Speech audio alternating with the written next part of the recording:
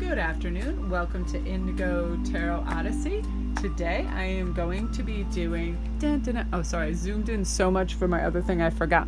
I'm doing for each of the elements the Tarot of Sexual Magic because I had such a great response initially from... it had... How much? I don't even know. Like 50 times the viewership when I used these cards, and just was kind of silly and laughing because they have great little tips and funny little things. So I wanted to do it for each of the elements. I've already done fire and water, so I'm going to do air now, and I'm going to do them as daily. So this is going to be for August 29th. So the energies you can expect, and just little fun flirty ideas.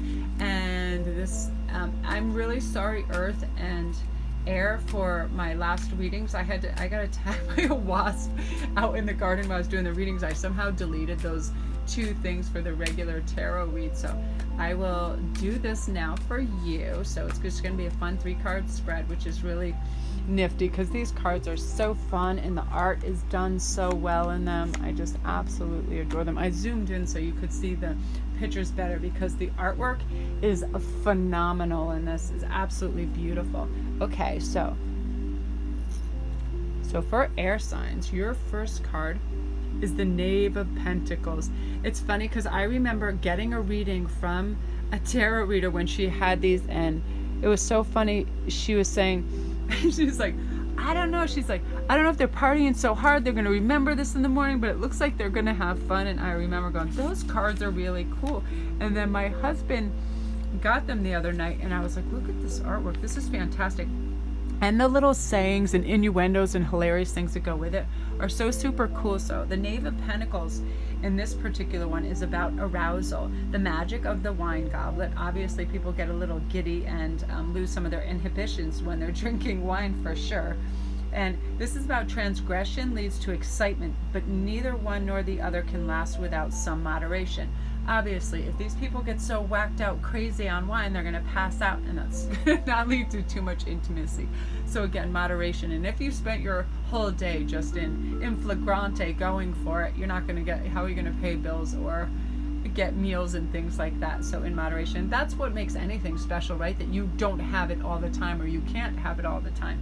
You couldn't drink wine all day, you couldn't eat all day, you couldn't be having amore all day. You know that life is about balance, but this is about the enjoyment of that, you know, letting your boundaries down a little bit and your wall down, and having some, you know, the Knave being about arousal and having them seduce you and stuff. And yeah, you're not being so... And when people drink wine and relax, or they smoke weed or whatever, and they kind of drop those defenses and they chill out, I believe they become more sensual beings, you know, because they're not uptight about how they look physically and stuff like that. So yeah, that's all about the good stuff there. And this is the 10 of Chalices, which is the 10 of Cups. And that, and I love the 10 of Cups in all the regular tarot as well, because, you know, that's about mass abundance, and, you know, your cup definitely runneth over, and everything's abundant, and it's very celebratory. So in this one, the message was about attachment. The magic of the chalice, the attachment between partners orients the relationship towards continuity, and it's necessary to form a happy family. Yeah, it's about that balance, you know, where you become attached to each other, not in a chained down way, just a very free emotional state. You want, it's your choice to be with them, you know, and it stands the test of time because you have that partnership where you have respect and freedoms, and you're not glued to each other's side, and you have choices to do other things, which of course you do. Everybody needs to have their hobbies, their friends, and other things. You know, you don't smother one another. Sometimes in new relationships you want to be with them all the time, and that's fine, but then that gives way to a more open sort of freelancing, where you have your own choices and you're doing your own things as the relationship matures, for sure. And this one is the 6 of Swords. Look at that, they're by the water. The sword is over there. What are these guys getting up to? Let's find out. Yeah, some of these cards I haven't even had a chance to see all the way, and I definitely like to, before I get all the meanings memorized, I like to get the author's point of view, because it's their wonderful advice and stuff. And this is about rolling about the magic of verbena in the brook. Searching for, oh, that's lovely. And they're right on the edge of the water too. I'm like, is she alive? When I first saw that, I'm like, what is happening? So yeah, searching for new horizons involves a couple as it involves a single person. Outside your daily routine lies the rest of the world. Oh, that's nice.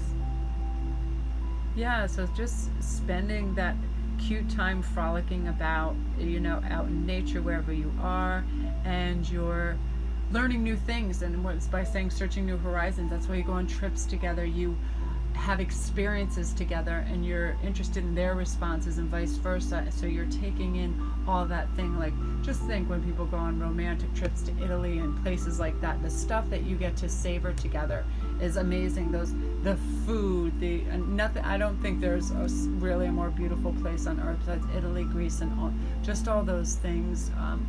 Tuscany, it is just a feast for the eyes. And it's so nice to experience new places, or a place that you love, with that special someone, and they get to discover it through your eyes. So that's what that's all about, involving people in your perspective of things and sharing those moments. So that's really lovely. So that is you guys. Look at that. That's so nice. Like, remember, don't get so hammered. You don't know what's going on. That's so funny. Yeah, I remember looking at that card during another reading. I was watching that, and I'm like, what's going on? I was looking at the screen. I'm like, I need these cards. These cards are the bomb. So that is you guys, air signs, and I hope you had a good read. And remember to like and subscribe if this resonated with you. And I'm going to do dailies for each of the signs too, which I think is nice. It's more personal and suited, to your sort of natures and stuff, because every sign definitely has its fun little quirks and personality traits and stuff. So have a good day, and I'll talk to you soon. Thanks for tuning in.